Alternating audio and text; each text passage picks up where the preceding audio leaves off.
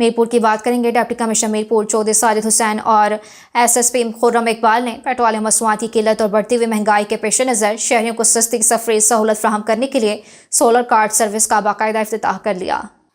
یہ سروس قائد اعظم چوک سے new city get تک شہریوں کو انتہائی کم کرائے پر دستیاب ہوگی۔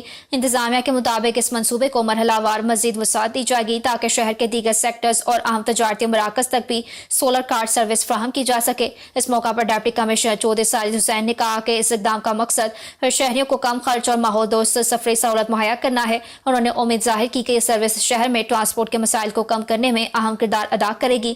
SSP خرم اقبال نے کہا کہ سولر کارڈ سروس ایک احسن اقدام ہے جسے انتظامیہ، پولیس اور سرمایہ کاروں کے باہمی تعاون سے مزید کامیاب بنایا جائے گا۔ ان کا کہنا تھا کہ موجودہ مہنگائی کے دور میں یہ سروس عوام کے لیے ایک بڑی سہولت ثابت ہوگی۔ تقریب میں اسسٹنٹ کمشنر میاں حسام ساجد، تحصیلدار عمران یوسف، انفارمیشن آفیسر محمد جاوید ملک، پرنٹ اور الیکٹرانک میڈیا کے نمائندگان اور شہریوں کی بڑی تعداد نے شرکت کی اور اس اقدام کو خوش آئند قرار دیا۔